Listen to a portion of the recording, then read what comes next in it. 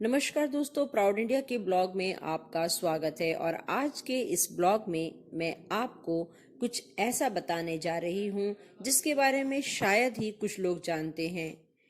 क्या आप जानते हैं कि श्री कृष्ण के जाने के बाद राधा का क्या हुआ और कन्हैया ने क्यों बांसुरी तोड़ी थी? अगर आप जानना चाहते हैं तो इस ब्लॉग में मेरे साथ अंत तक जुड़े रहिए। जब कभी प्रेम और त्याग की बात की जाती है तो कृष्ण और राधा का नाम सबसे पहले आता है। लेकिन क्या कृष्ण भक्त जानते हैं कि उनकी प्रिय राधा की मृत्यु कैसे हुई थी और आखिर क्यों श्री कृष्ण को अपनी बांसुरी तोड़नी पड़ी थी? राधा श्री कृष्ण के बचपन का प्यार थी। श्री कृष्ण जब 8 साल के थे तब से दोनों के बीच में प्रेम था। राधा श्री कृष्ण के दैवीय गुणों से परिचित थी। उन्होंने जिंदगी भर अपने मन में प्रेम की स्मृतियों को बनाए रखा। यही दोनों के रिश्ते की सबसे बड़ी खूबसूरती है। श्री कृष्ण को केवल 2 ही चीजें सबसे ज्यादा प्रिय थी। ये दोनों चीजें भी आपस में एक दूसरे से गहराई से जुड़ी हुई थी, एक बांसुरी और दूसरी राधा। कृष्ण की बांसुरी की धुन ही थी जिससे राधा श्री कृष्ण की तरफ खींची चली गई। राधा की वजह से श्री कृष्ण बांसुरी को हमेशा अपने पास रखते थे। भले ही श्री कृष्ण और राधा का मिलन ना हो सका, लेकिन उनकी बांसुरी उन्हें हमेशा एक सूत्र में बांधे रखती थी। श्री कृष्ण के जितने भी चित्रण मिलते हैं उनमें बांसुरी जरूर रहती है। बांसुरी श्री कृष्ण के राधा के प्रति प्रेम का प्रतीक है। वैसे तो राधा से जुड़े कई अलग अलग विवरण मौजूद हैं, लेकिन एक प्रचलित कहानी यह है कि श्री कृष्ण से राधा पहली बार तब अलग हुई जब मामा कंस ने बलराम और कृष्ण को आमंत्रित किया। वृंदावन के लोग यह खबर सुनकर दुखी हो गए थे। मथुरा जाने से पहले श्री कृष्ण राधा से मिले थे। राधा कृष्ण के मन में चल रही हर गतिविधि को जानती थी। राधा को अलविदा कह कृष्ण उनसे दूर चले गए। कृष्ण राधा से ये वादा करके गए थे कि वो वापस आएंगे, लेकिन कृष्ण राधा के पास वापस नहीं आए। उनकी शादी भी रुक्मणी से हो गई। रुक्मणी ने भी श्री कृष्ण को पाने के लिए बहुत जतन किए थे। श्री कृष्ण से विवाह के लिए वे अपने भाई रुक्मी के खिलाफ चली गई। रुक्मणी ने श्री कृष्ण को एक प्रेम पत्र भी भेजा था कि वह आकर अपने साथ उन्हें ले जाएं। इसके बाद ही कृष्ण रुक्मणी के पास गए और उनसे शादी की। कृष्ण के वृंदावन छोड़ने के बाद से राधा का वर्णन बहुत कम हो गया।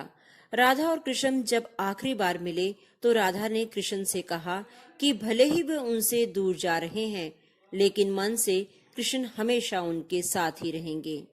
इसके बाद कृष्ण मथुरा गए और कंस और बाकी राक्षसों का वध किया।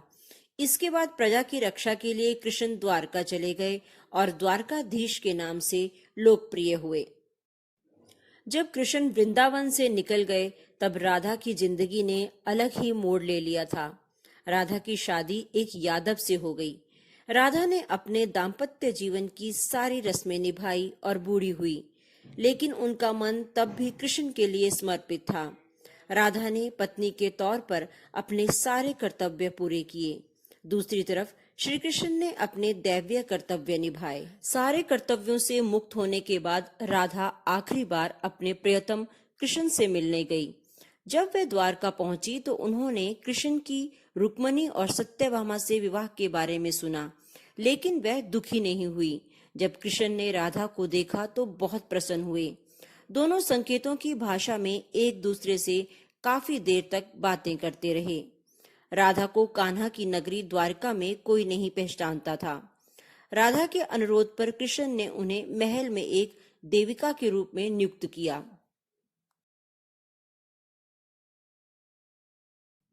राधा दिन भर महल में रहती और महल से जुड़े कार्य देखती थी।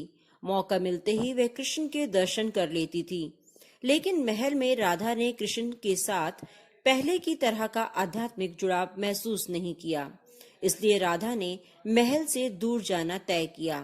उन्होंने सोचा कि वह दूर जाकर दोबारा श्री कृष्ण के साथ गहरा आत्मीय संबंध स्थापित कर पाएंगी। उन्हें नहीं पता था कि वे कहाँ जा रही हैं। लेकिन भगवान श्री कृष्ण जानते थे।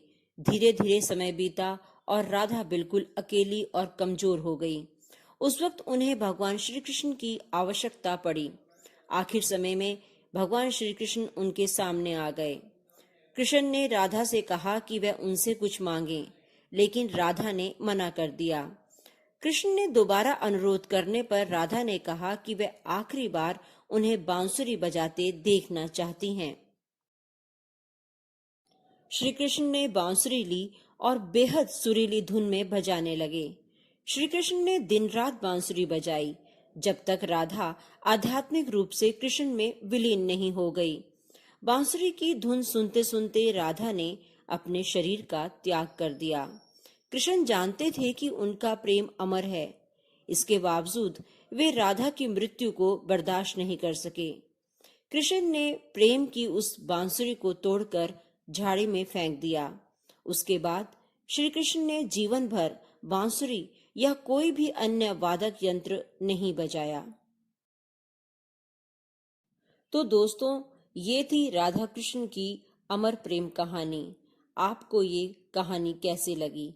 अगर अच्छी लगी है तो लाइक और शेयर जरूर कीजिएगा। राधे राधे।